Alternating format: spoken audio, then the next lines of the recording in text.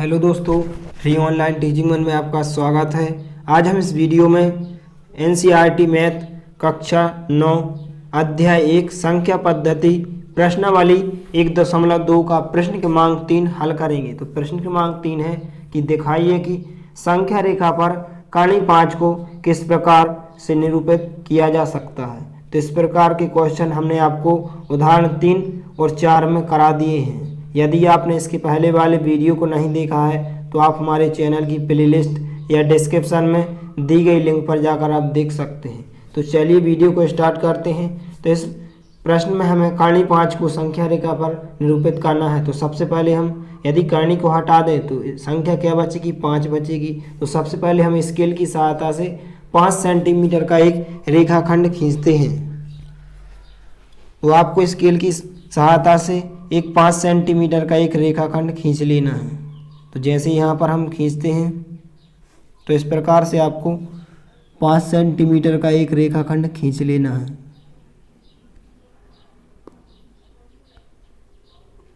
इसके बाद इस रेखाखंड को आप कोई भी नाम दे सकते हैं, जैसे यदि हम ए बी नाम दे दें। इसके बाद आपको क्या करना है, बिंदु बी से 1 सेंटीमीटर दूर एक बिंदु सी ले लेना है।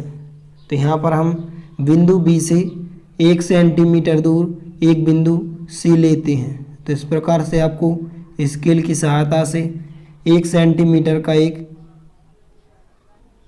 रेखाखंड खींच लेना है और उसे बिंदु सी नाम दे देना है। तो हमने क्या किया, बिंदु बी से 1 सेंटीमीटर दूर एक बिंदु सी ले लिया। इसके बाद आपको क्या करना है, ऊपर चाप लगाना है और नीचे चाप लगाना है। तो चाप हम कैसे लगाते हैं, आधे से ज़्यादा जो हमारी एसी भुजा है, इस एसी भुजा आधे से ज़्यादा हम लेंगे।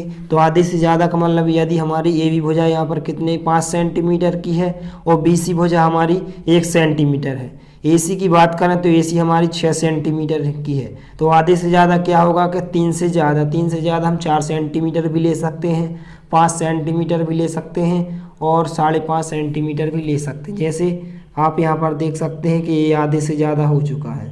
तो आधे से ज़्यादा आपको परकाल की नोक को बिंदु ए पर रखना है और आपको ऊपर चाप लगा देना है। इस प्रकार से आपको ऊपर चाप लगा देना है और नीचे चाप लगा देना है।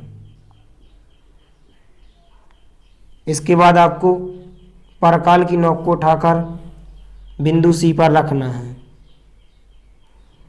और आपको ऊपर चाप लगा देना है और नीचे चाप लगा देना है। तो इस प्रकार से आपके दोनों चाप क्या हो जाएंगे, प्रतिच्छेद हो जाएंगे। अब इन दोनों चापों को आपको मिला देना है। तो आपको स्केल की सहायता से इन दोनों चापों को आपको मिला देना है। तो इस प्रकार से आप इन दोनों चापों को मिला सकते हैं। जो हमारा मध्य बिंदु वो हो जाएगा यहाँ पर।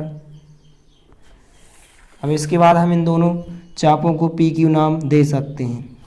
तो हमारा जो है अर्धक खिंच चुका है। अब इसके बाद आपको क्या करना है, यहाँ पर आप देख सकते हैं कि मध्य बिंदु वो आ चुका है। उसे लगाकर उसी त्रिज्या हो जाएगी या फिर वो ए त्रिज्या हो जाएगी। तो आप वो ओसी या ओ ए त्रिज्या लेकर एक अर्धवृत्त बना सकते हैं। तो यहाँ पर हम परकाल की सहायता से ओ ए त्रिज्या लेकर एक अर्धवृत्त बनाते हैं। तो आपको क्या करना है, परकाल की नोक को मध्य बिंदु ऊपर रखना है और जो पेन या पेंसिल की नोक को आपको बिंदु ए पर रखना है। तो इस प्रकार से हम अर्धवृत्त बना सकते हैं। तो इस प्रकार से आपको परकाल को घुमाते जाना है। तो इस प्रकार से आपका जो अर्धवृत्त बन चुका है। तो इस प्रकार से आप अर्धवृत्त बना सकते हैं। इसके बाद आपको क्या करना है कि बिंदु बी से ऊपर की ओर एक बीडी रेखा खींचनी है। तो आपको स्केल की सहायता से बिंदु बी से ऊपर की ओर एक बीडी रेखा खींचनी है।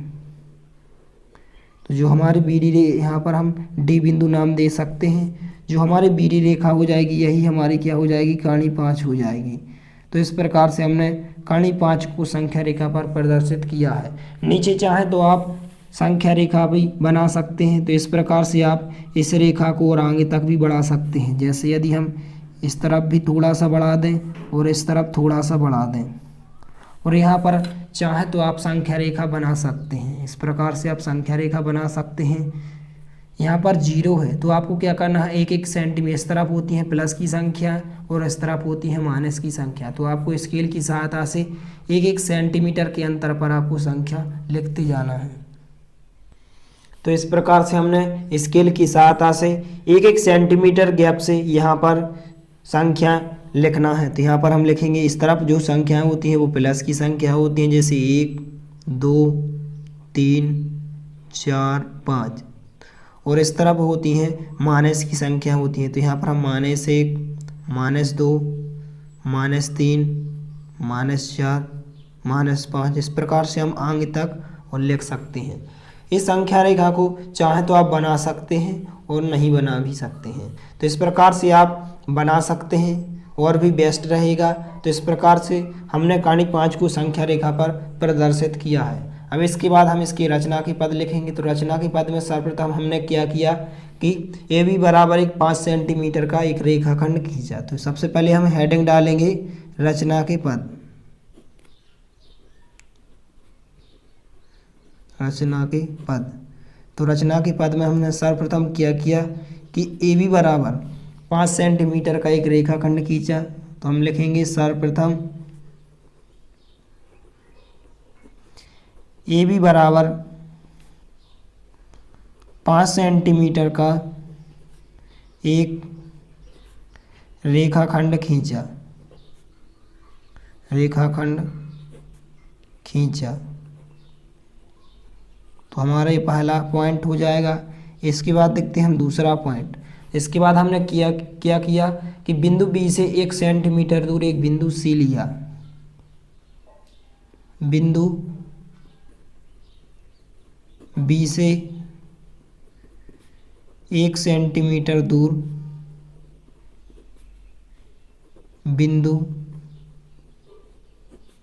सी लिया। इसके बाद तीसरा पॉइंट, तो तीसरे पॉइंट में आपको क्या लिखना है। इसके बाद हमने क्या किया यहाँ पर कि चाप लगाए थे। तो चाप लगाने को क्या कहते हैं, हमने AC का लंबार्धक हमने क्या खींचा था, PQ खींचा। तो यहाँ पर हम लिखेंगे AC का अर्धक, या इसी को हम बोलते हैं लंबार्धक। तो यहाँ पर हम लिखेंगे AC का अर्धक PQ खींचा। AC का अर्धक PQ खींचा। इसके बाद चौथा पॉइंट, तो चौथे पॉइंट में हम क्या लिखेंगे, तो हमने हमारा लंबार्धक या अर्धक खींच चुका है। इसके बाद हमने क्या किया कि OA त्रिज्या लेकर या OC त्रिज्या, तो यहाँ पर जैसे हमने OA त्रिज्या लेकर क्या बनाया, एक अर्धवृत्त बनाया। तो यहाँ पर हम लिखेंगे OA त्रिज्या लेकर, OA त्रिज्या लेकर एक अर्धवृत्त बनाया। तो यहाँ पर आप देख सकते हैं ये हमारा क्या है, अर्धवृत्त है। तो OA त्रिज्या लेकर एक अर्धवृत्त बनाया, अर्धवृत्त बनाया। इसके बाद पांचवा पॉइंट, तो पांचवें पॉइंट में हम क्या लिखेंगे, यहाँ पर आप देख सकते हैं कि बिंदु बी से ऊपर की ओर हमने एक बिंदु डी लिया है या BD रेखा खींची। तो यहाँ पर हम लिखेंगे बिंदु बी से ऊपर की ओर एक बिंदु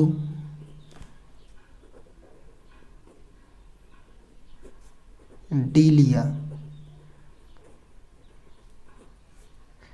जो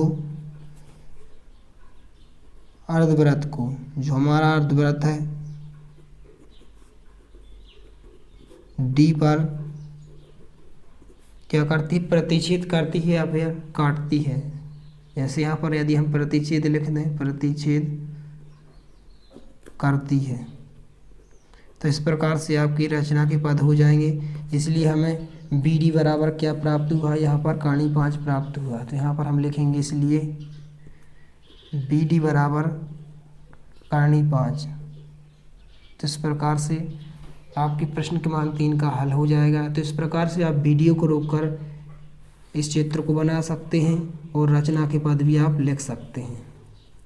यदि वीडियो पसंद आए तो प्लीज़ लाइक कीजिए, दोस्तों के साथ शेयर कीजिए और यदि आपने हमारे चैनल को सब्सक्राइब नहीं किया है तो प्लीज़ सब्सक्राइब कीजिए। धन्यवाद।